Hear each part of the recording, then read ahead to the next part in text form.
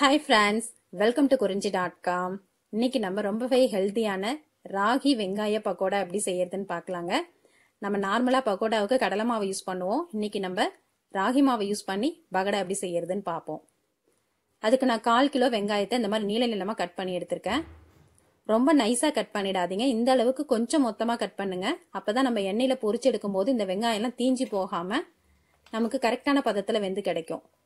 நம்ம ரொம்ப நைஸா கட் பண்ணிட்டோம்னா எண்ணெயில பொரிச்சு எடுக்கும் போது நம்மளோட வெங்காயம் எல்லாம் தீஞ்சு போன மாதிரி ஆயிடும். இப்போ இது கூட 3 பச்சை மிளகாவை கீரி சேர்த்திருக்கேன். இது நல்ல ஒரு வாசனையை கொடுக்குங்க பகடாவுக்கு. ஒரு கொத்து கருவேப்பிலைய 1-2 கிள்ளி போட்டுக்கலாம்.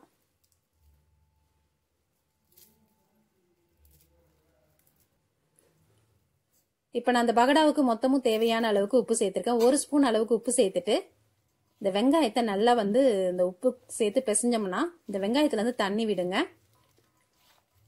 இந்த மாதிரி தண்ணி விட்ட பிறகு நம்ம மாவு போட்டு பிசையும் போது இந்த மாவுலாம் வெங்காயத்தோட நல்லா ஒட்டி பிடிச்சிக்கும். இப்போ இந்த அளவுக்கு நல்லா பிசைஞ்சு எடுத்துக்குங்க. இப்போ இது கூட 200 கிராம் அளவுக்கு கேழ்வரகு மாவு எடுத்திருக்கேன். இது வீட்லயே அரைச்சி ரெடி பண்ண மாவுங்க. நீங்க கடையில வாங்கின மாவுலையும் செய்யலாம். 200 கிராம் ராகி மாவுக்கு 100 கிராம் அளவுக்கு பொட்டுக்கடலை மாவு சேர்த்துக்கோங்க. இந்த அளவுல நம்ம சேர்க்கும் போதுதான் நம்மளோட பகடா நல்ல மிருதுவாகவும் கிறிஸ்பியாகவும் கிடைக்கும். இப்போ இது கூட 1 ஸ்பூன் தனி மிளகாய் தூள் சேர்த்திருக்கேன். 1/4 ஸ்பூன் சோம்புத்தூள், 1/2 ஸ்பூன் அளவுக்கு இஞ்சி பூண்டு விழுது. இப்போ நம்ம இதுல சேர்த்திருக்க அந்த சோம்பு தூளும் இஞ்சி பூண்டு விழுதுமே போதும். இதுல நம்ம வேற கரம் மசாலா எதுவுமே சேர்க்க வேண்டாங்க. இதுவே இதுக்கு ஒரு நல்ல ஒரு வாசனையை கொடுக்கும். இது எல்லாத்தையும் சேர்த்துட்டு நல்லா கலந்து விட்டுடுங்க. அந்த வெங்காயத்துல இருந்த தண்ணியோட இந்த மாவுலாம் நல்லா அந்த வெங்காயத்துல ஒட்டி பிடிச்சிக்கும். இப்ப இது கூட நம்ம பகடா பொரிக்கிறதுக்கு எண்ணெயை காய வச்சிருப்போம் இல்லைங்களா, அந்த எண்ணெயில இருந்து 1 கரண்டி அளவுக்கு இதுல மொண்டு ஊத்திடுங்க. இது பகடாவுக்கு நல்ல ஒரு கரகரப்பு கிடைக்கிறதுக்கு ஹெல்ப் பண்ணும். இப்ப இதை நல்லா கலந்து விட்டுடலாம்.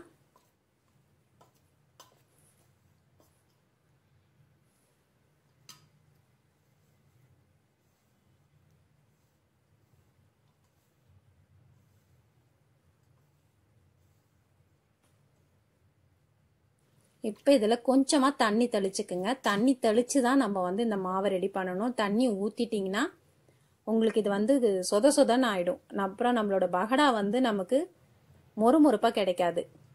இந்த மாதிரி தண்ணி தெளித்து நல்லா டைட்டாக பிசைஞ்சு எடுத்துக்குங்க.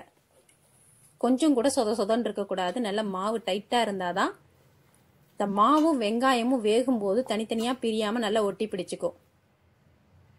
இந்த அளவுக்கு நல்லா டைட்டா பிசைஞ்சிட்டு இதை உடனே போட்டுடணுங்க. எப்பயுமே பகடாவுக்கு நம்ம பிசைஞ்சு வச்சுட்டு ரொம்ப நாள் கழிச்சு போட்டோம்னா பகடா கடுக்கு முடுக்குன்னு ஆயிடும். பகடாலாம் நம்ம ரெடி பண்றோம்னா இந்த மாவு கலந்த உடனே நம்ம எண்ணெயில பொரிச்சு எடுத்துடணும்.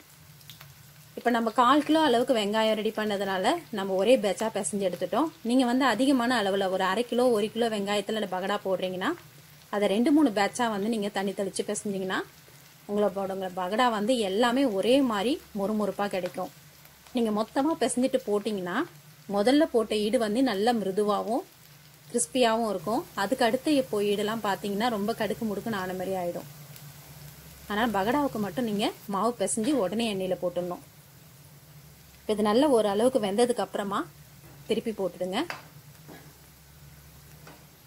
அதே மாதிரி எண்ணெயில போடும்போது ரொம்ப உதிர்த்து விட்ட மாதிரி போட்டுடாதீங்க. அப்படி உதிர்த்து விட்ட மாதிரி போட்டீங்கன்னா நம்மளோட பகடா தூள் தூளாயிடும். இந்த மாதிரி பகடான்னா கட்டி கட்டியா இருக்கணுங்க. மாவும் வெங்காயமும் சேர்த்து சாப்பிடும் போதுதான் பகடா நல்லா டேஸ்டா இருக்கும். அதனால இந்த மாதிரி கிள்ளி போட்ட மாதிரி போட்டுக்குங்க.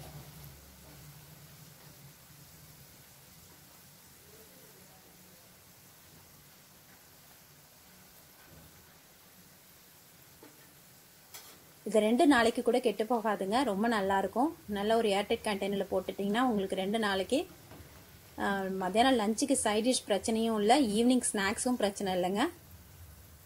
ரொம்பவே ஒரு ஹெல்த்தியான சைட் டிஷ் ஈவினிங் ஸ்நாக்ஸாக அது இருக்கும். இப்போ இது நல்லா வெந்ததுக்கு அப்புறம் எண்ணெயை வடிகட்டிட்டு எடுத்துடலாம். பாருங்க, இதை பார்க்கறதுக்கே நம்ம கடைங்களில் கிடைக்கிற மாதிரியே அதே மாதிரி இருக்கும். டேஸ்ட்டும் அவ்வளோ நல்லா இருக்குங்க.